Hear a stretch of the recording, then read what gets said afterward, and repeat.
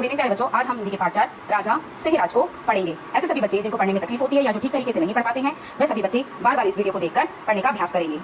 सहराज एक जंगल का राजा था।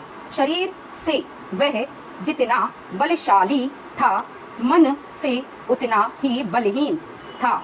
इस कारण वह कोई फैसला नहीं ले पाता था। सारी प्रजा पर मंत्री और अधिकारी हावी थे। जंगल में चारों ओर अव्यवस्था फैली थी।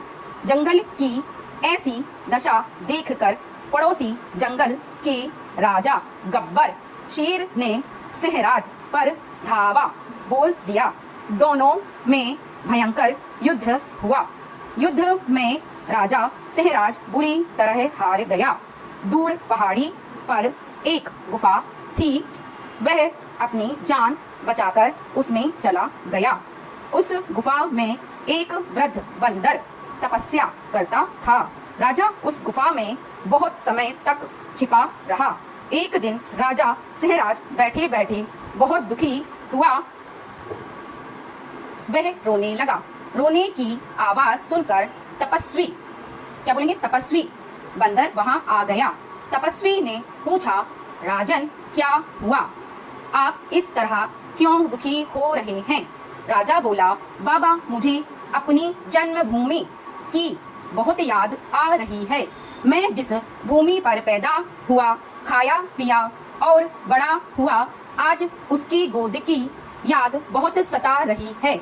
मैं अपनी जन्मभूमि आजाद कराना चाहता हूँ, परंतु मैं क्या करूँ? मैं पराजित हो चुका हूँ।